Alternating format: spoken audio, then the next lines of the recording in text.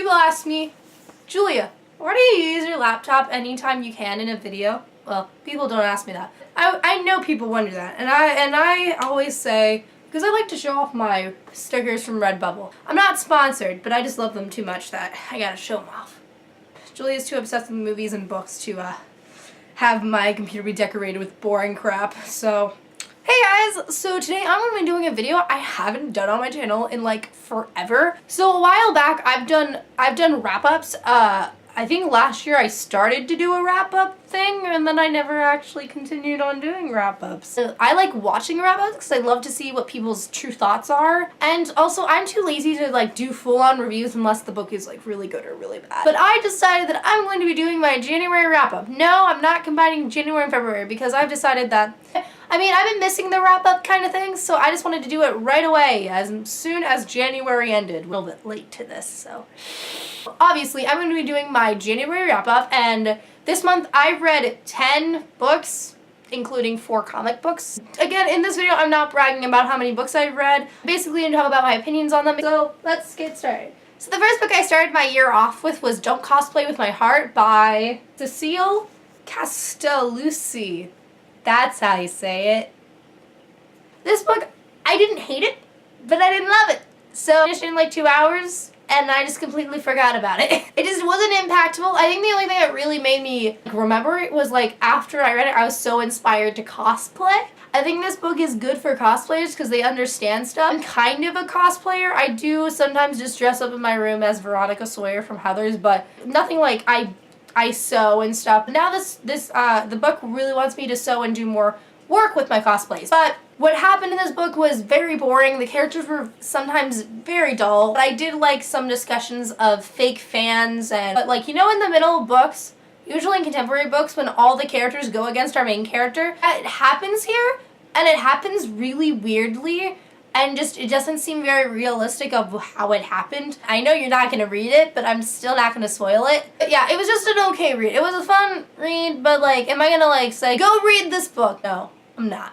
But the next book I read, it wasn't like that at all. So a while back, I think like about 2 years ago, I made it clear on my channel that I was like, I don't like rereading books. Doesn't like rereading books. I don't. Well, past me is probably really ashamed of me now because I reread Moxie by Jennifer Mayhew. I gave this book a 5 out of 5 stars. This was a favorite book from last year and I really, really loved it. It was one of the first books I actually tabbed and I love tabbing now. I want to reread all of my favorite books and tab them. But Moxie follows a girl who is in a very sexist school and she decides to start a feminist magazine and soon a feminist revolution starts because of her and the other girls in the school. This book is just it's so good. It's so simple, like the writing style, but it's so good and impactful. I love the characters. Then the next book I read was another reread that I gave a 5 out of 5 stars, and that is Harry Potter and the Prisoner of Azkaban. Now, if you don't know why I reread Prisoner of Azkaban, don't follow me on Twitter.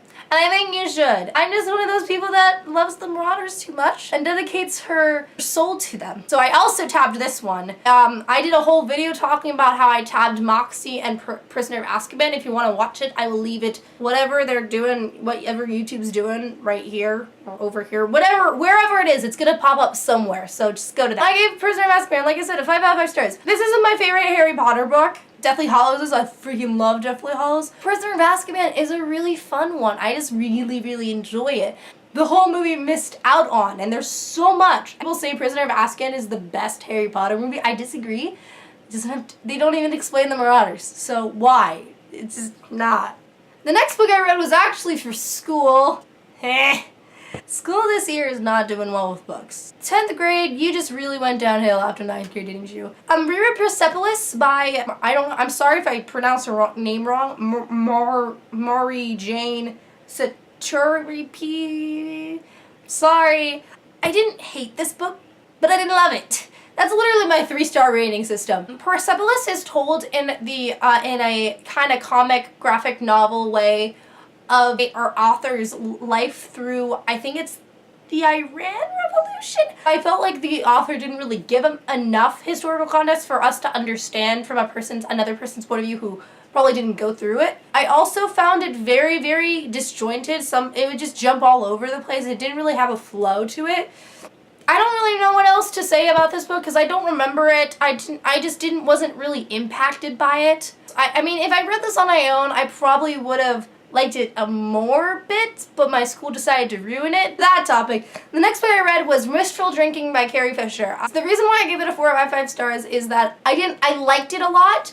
It's just I would have liked it better if I saw it or watched it. It's better if you listen to her because Carrie Fisher has a very distinct voice and a tone to her that is very, very enjoyable. Because I actually watched the stand-up comedy movie on HBO based off the book before reading the book. And just the movie, I just liked it better because she's just there. She's doing her stuff. The book, I think, is just a little bit buttered down. I liked watching her explain it rather than writing and explaining it. The next 4 books I read weren't books. They were actually graphic novels. I was finishing the Gem and the Holograms, volumes 2 through 5 this month. A few years ago, I read the first volume, and if you're like thinking to yourself, oh my god, Gem and the Holograms, wasn't that? No, stop. Don't even reference that terrible movie. Just don't. Just don't. You'll kill us all if you do. Anyway, these graphic novels are really, really good. They like update it, but they don't make it annoying. They aren't teenagers, they're like early 20s, and they're adults, and they cuss, and it's great. There's LGBTQ plus representation in here. Is a transgender character. I believe that there is a female-female relationship. Gem and the Holograms is mostly fun. And I feel like that's what they dealt with in the graphic novel. They kept the fun of the original series.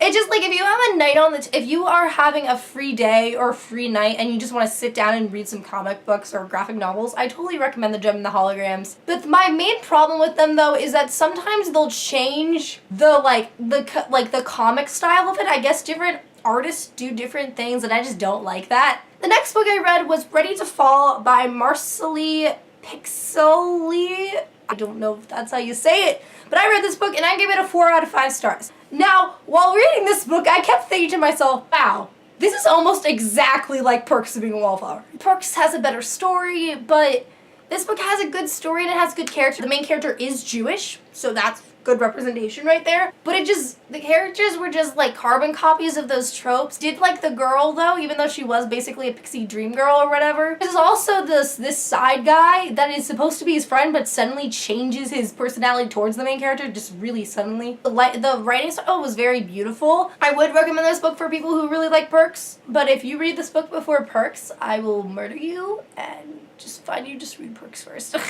So the last book I read for January, and that is Love, Hate, and Other Filters by Sambria Ahmed. I'm sorry if I say that wrong. In this book, we follow a Muslim teenager girl by the name of Maya, and she is a teenage filmmaker, and what I'm going to tell you is that I don't hate this book. I don't love it. I liked it a lot.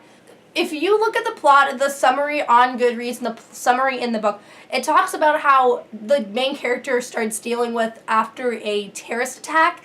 That the main suspect of the case shares her last name, and Islamophobia is kind of shown throughout the book. And I really thought that was going to be the main focus of the book. It happens like halfway through the book that it happens.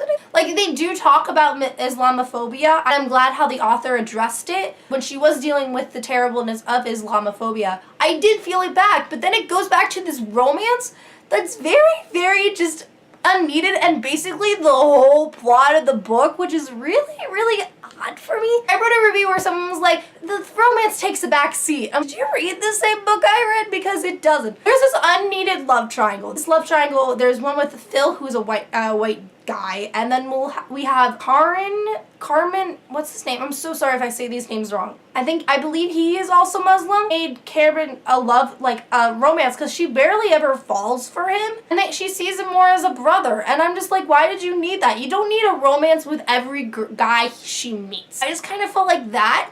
What I did really enjoy was Maya, a character. I really loved Maya, and I loved that she was a filmmaker and she was passionate about stuff. And that's what I liked about it was Maya. I liked her character, and I liked that she wanted to be a filmmaker. I love that. And I love that she also kind of thought of her parents, and she was like, look, I understand that you're wanting to keep me safe, but I am a grown woman. I like that.